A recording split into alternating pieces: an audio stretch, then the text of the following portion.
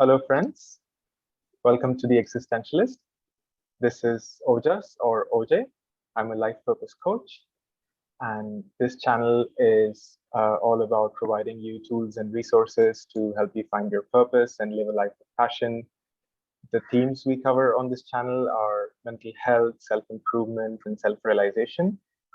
And this series, In Conversations with, is all about having candid conversations with people who've dared to take an unconventional path, following their heart, and doing something which is of service to many. And I'm particularly interested about their personal journeys, learning about the struggles, and knowing what made them into what they are today. Today's guest, well, I cannot wait.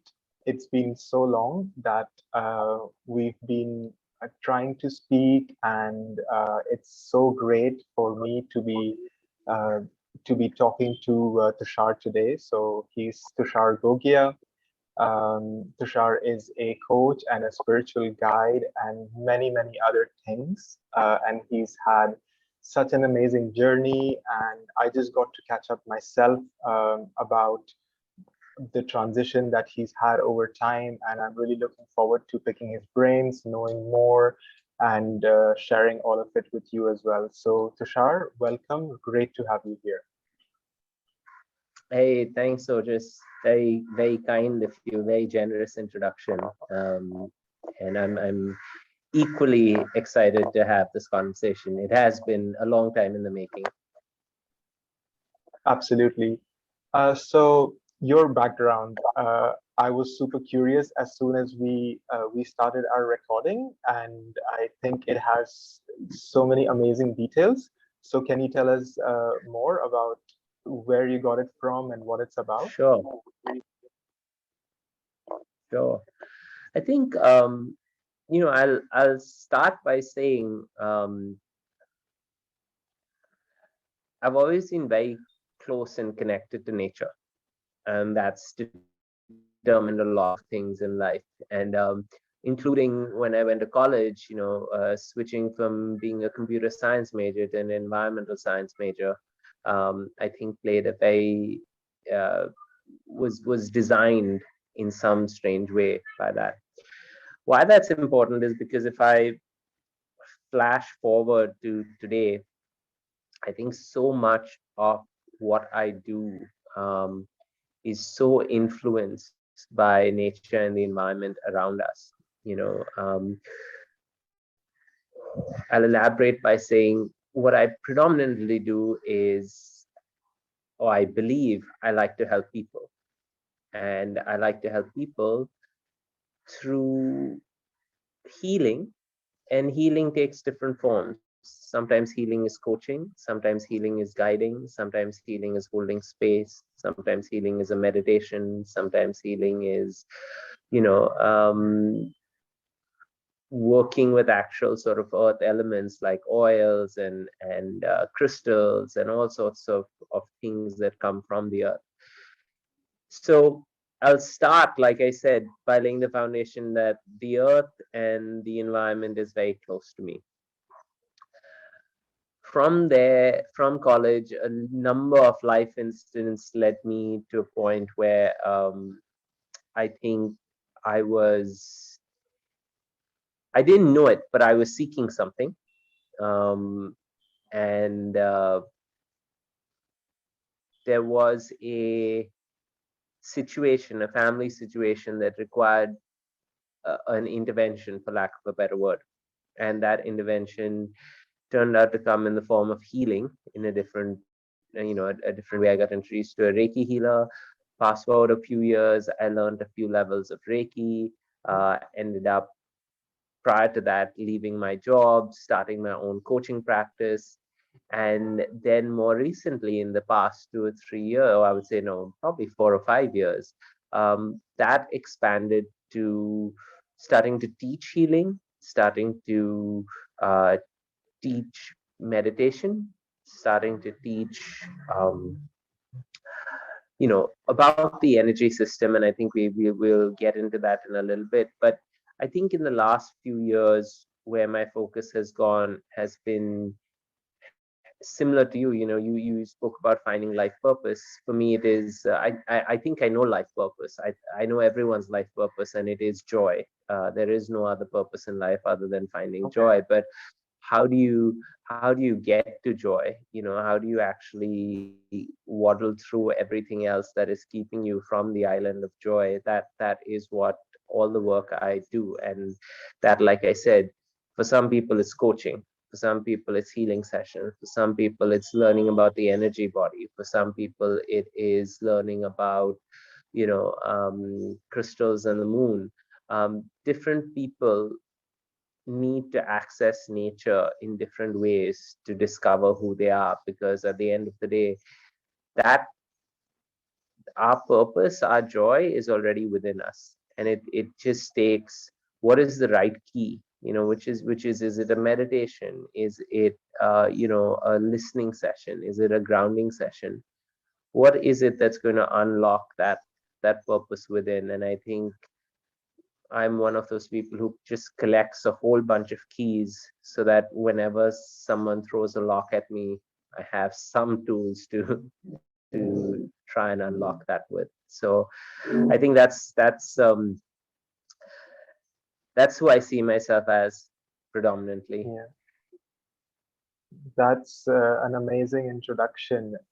Thank you so much for tying it into life purpose. I think it's a very natural thing for all of us to be pursuing what matters the most. And the common things that I heard was healing, joy, which you mentioned as the purpose of everybody's life, and nature playing out in different ways to bring about this healing. And I Mhm. really love how you summed it together, how healing can be in many forms depending on the person and the situation and what is required. That really beautifully explains what you do as well. So I know that there are a lot of healing and coaching methods that you have. You mentioned moon meditations to me and different programs and some shadow work and using different elements. But before we go into that, I would like to know about your journey. I know that you have been in the corporate sector. You've been involved in that. So what made you make that switch, and how has it been for you? Sure. Slight clarification. I was actually saved the direct onslaught of the corporate sector, but I worked in a very I've worked in sectors that were very much like the corporate, I would say. But yeah, I think my my journey, occupationally speaking, has been very blessed to be in an education or teaching space mostly, in different forms. And what I mean by that is, I'll give you some examples. I was teaching environmental leadership to children in California for a while, a short while, but that was a really, really beautiful way of understanding people, or kids at least. You understand kids and you understand people. I worked in India with several NGOs, but Magic Bus is one where I did youth mentorship and also then corporate training as sort of a way of raising funds for their programs.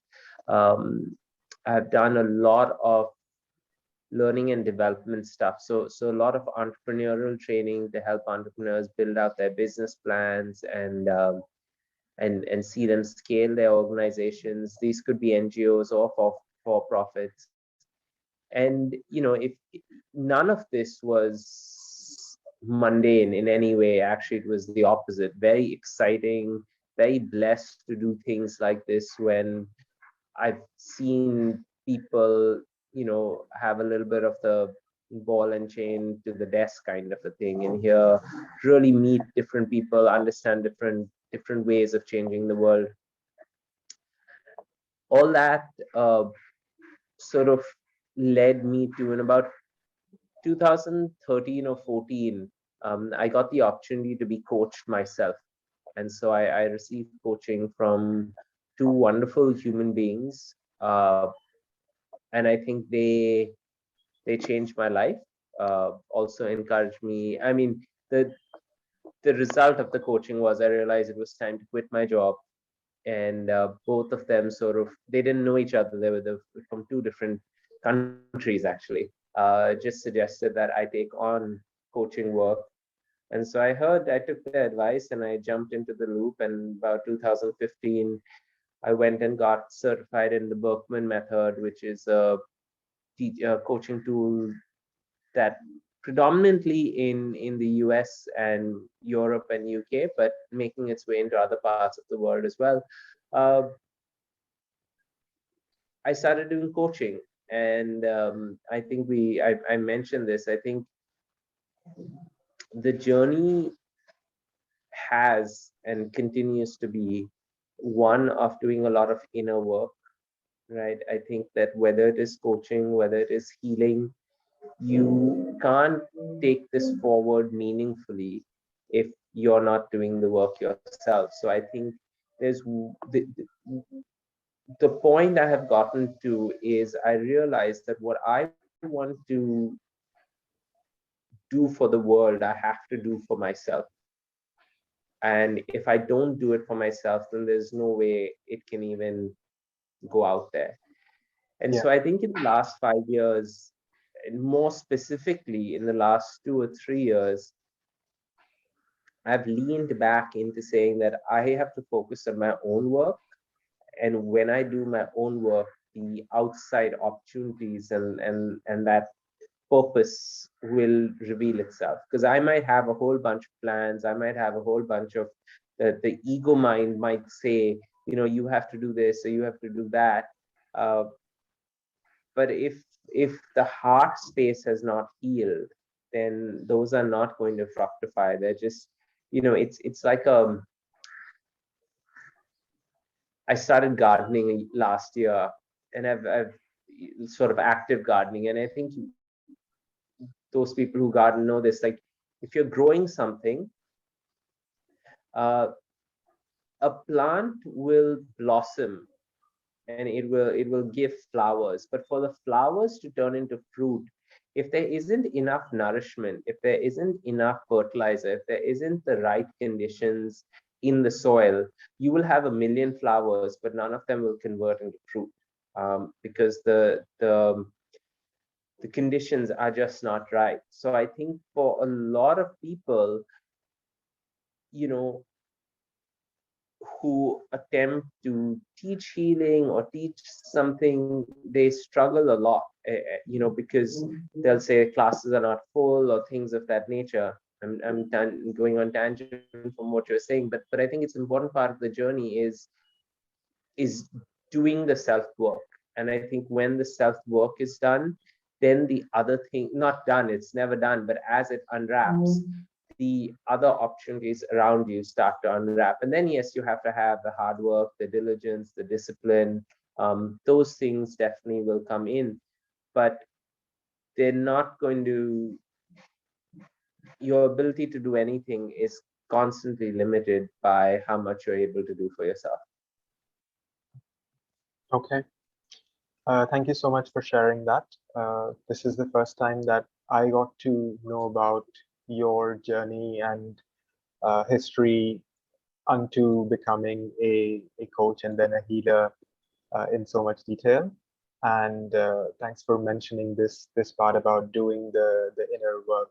And we've had conversations around this as well. And it's Yeah. such an important part of taking up any independent um, profession of helping people's lives. We need to heal ourselves first.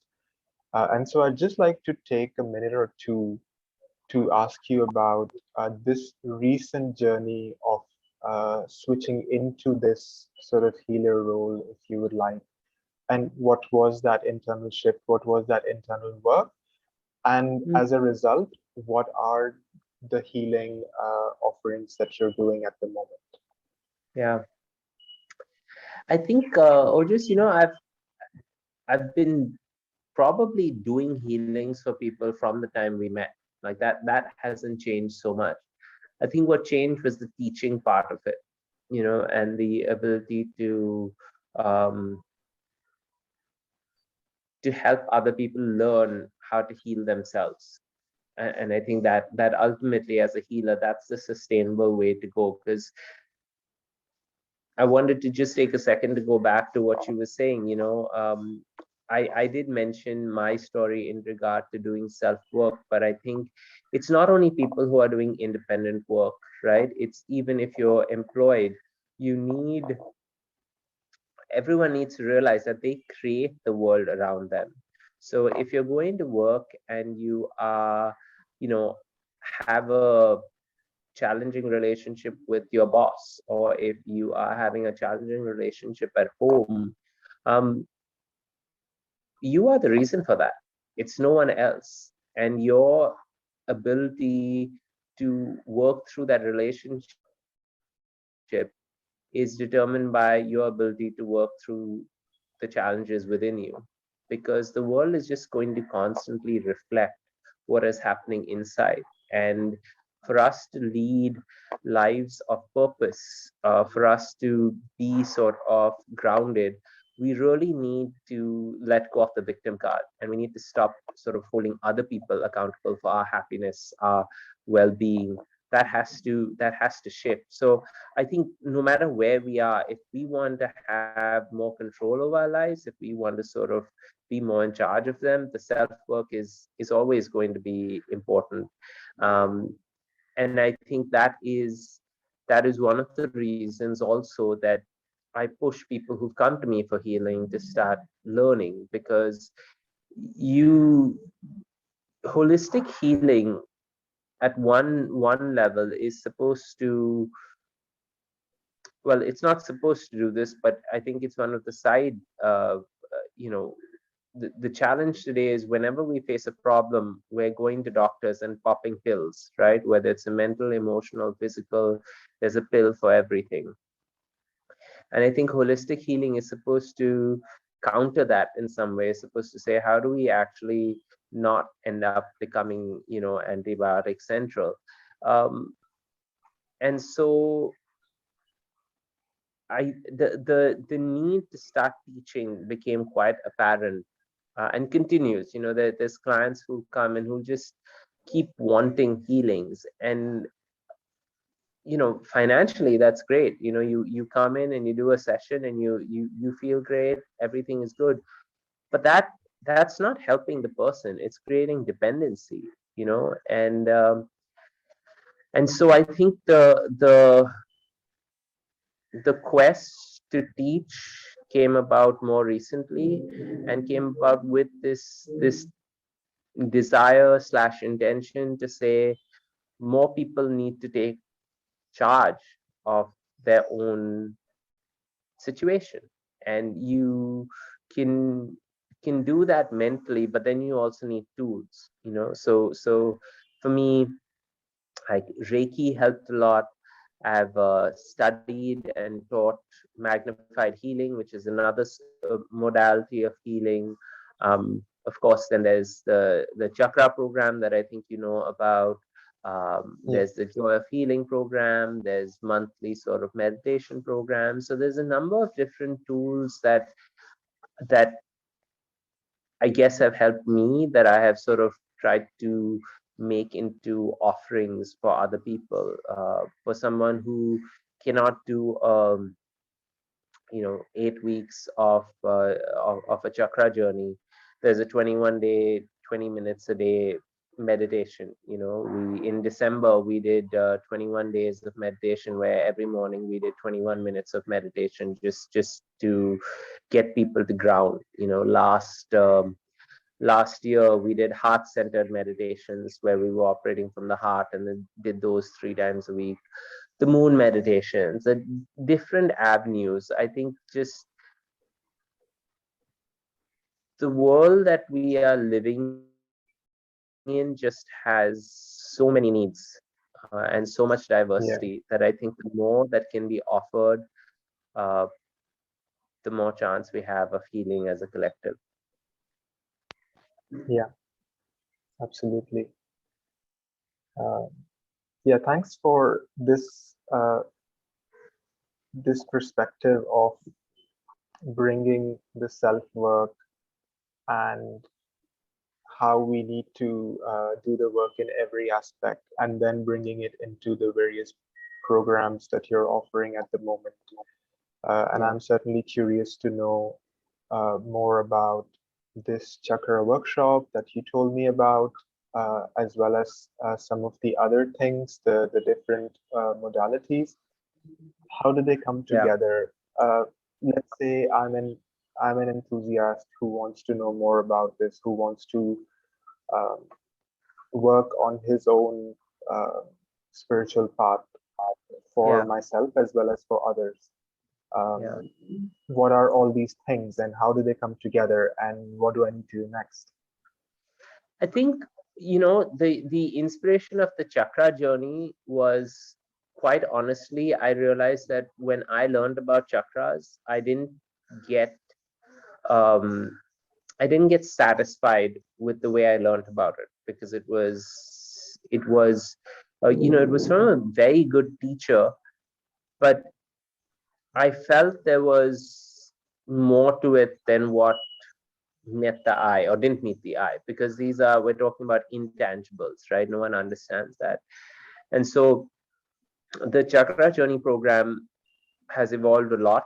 I know this is sort of nomenclature, but it started off being called chakra healing, and then became chakra meditations, and has now, landed up as chakra journeys, because I realized that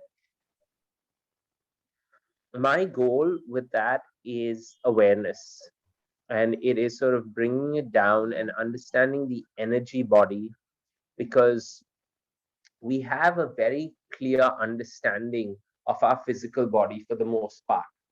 We're Right. taught it in school. Biologically, we understand ourselves, but there's still so much about us that we can't understand. We all know that we have high energy days and low energy days, and we know that that's not connected to food, a lot of physicality that we're connected to. So where is it coming from?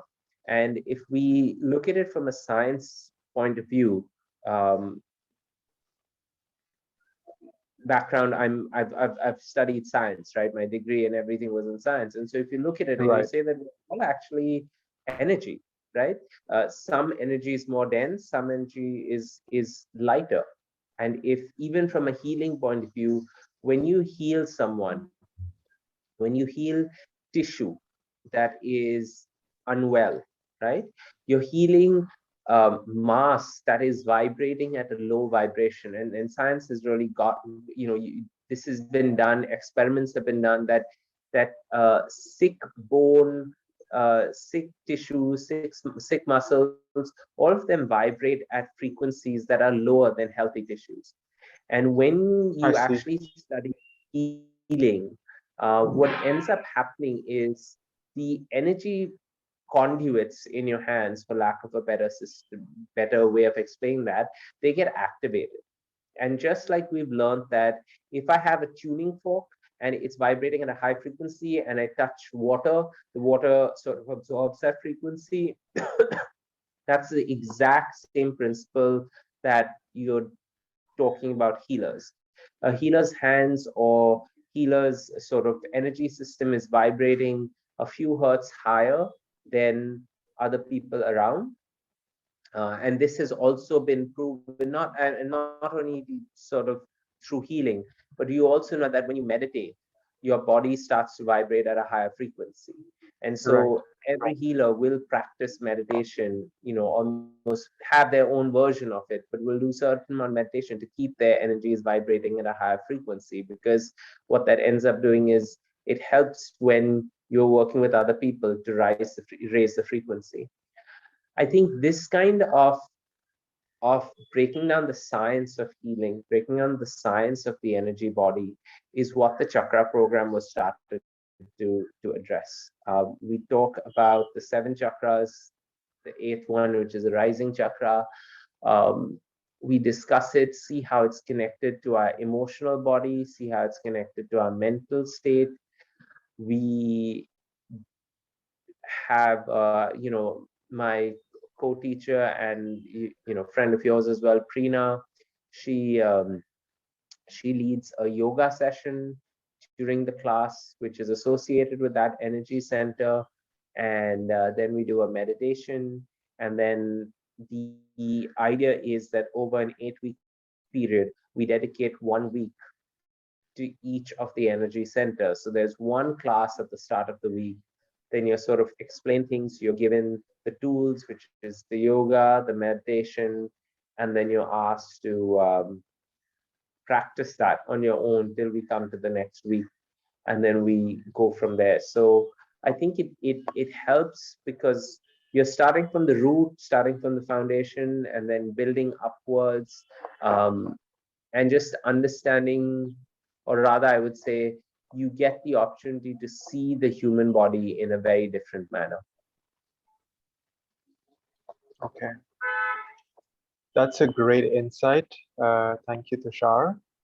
I like how you bring it from the holistic to the specific about what's actually happening, why that healing is necessary, and then bringing it to the program and what's actually happening in the program. And I'm personally very curious to learn more about this. I'm sure many people watching are as well. And I would welcome you to inquire more about this. I can share a link in the description about this program that you're offering. I definitely think that you've come a long way in terms of your own understanding, some of it intuitive, some of it learned, I'm sure, in developing this. And I think there's really a lot of value in doing this as well. And I love how you brought it together again in terms of how it was the internal work that needs to be done first. I think there's a great lesson there. And I think this is a great point to close today's conversation. I'm very happy to do subsequent videos about specific topics that we could maybe explore further. Sure. Really want to thank you, Tushar. But before we close, any closing thoughts, anything that you'd like to leave the viewer with? Yeah, I think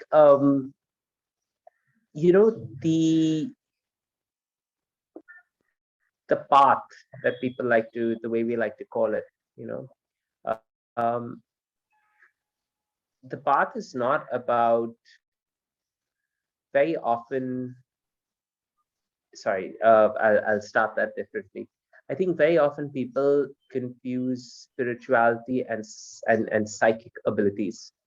People say that even when we're talking about chakras, I can see a chakra, it's in balance, it's out of balance, and that is true. So you need a certain amount of ability to assess that. However, I think the truth is spirituality discovering yourself, discovering who you are. And more than being able to scan your chakras or see colors and angels and have these beautiful experiences, which are wonderful and they're important and they're certainly a part of this, I think it is more important to really sit with yourself, really kind of sit with yourself and see what am I resisting. Sitting with yourself is the hardest thing that anyone can do. And when you have to do it day after day, time after time, minute after minute, uh, there is deep amount of frustration that can come up. There's a deep amount of challenge that can come up, but there's also a lot of treasure that can come up. So the sort of thing I want to leave people with is, if nothing else, just sit with yourself. Sit with yourself for 10 minutes, 15 minutes, 5 minutes, and do that every day. And I promise you, sit in silence with yourself for a short period of time every day. And 6 months later, you'll be a different person. Wow, amazing. What a great thing to leave somebody with. It's actually a great reminder for myself as well. Sometimes we get into a practice and then life comes in the way and we forget. So thank you for the reminder. Most And welcome. I see that it's coming from a very personal space. And I think there is, a lot to be explored just through our personal exploration. Thank you so much, Tushar. Thank you. Been amazing, been amazing having you. Pleasure. Wishing you as well as all the students the very best with your workshop. I hope it's very enriching for everyone. I'm sure it will be. Thank you, Ojas. Have a good one. Take Thank you, care. and thank you all for watching. Yeah.